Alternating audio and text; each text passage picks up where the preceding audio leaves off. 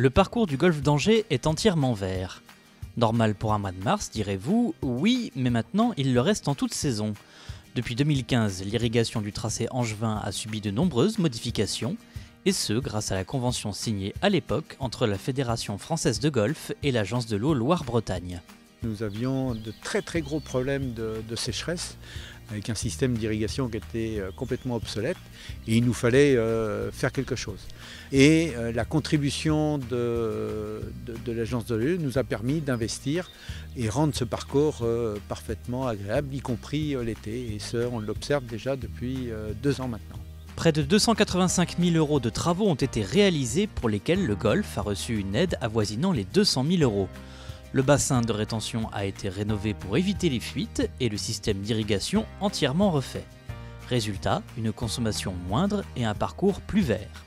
Nous avons non seulement maîtrisé l'irrigation, mais en plus on a pu mettre au point toute une pratique qui va dans le sens de l'environnement, à savoir de l'aération efficace, des regarnissages un petit peu partout. Et aujourd'hui, on n'a plus que de l'entretien à faire, pratiquement.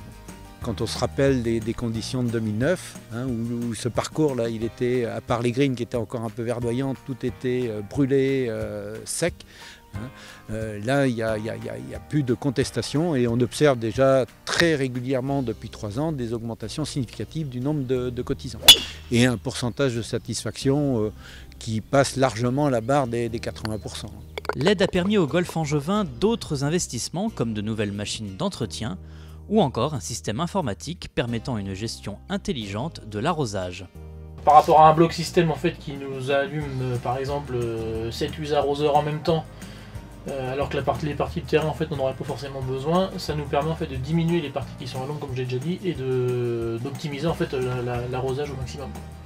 Au total, depuis sa signature en janvier 2015, la convention entre la Fédération et l'Agence de l'eau Loire-Bretagne a permis à 25 projets d'être subventionnés pour un montant de 3 611 000 €.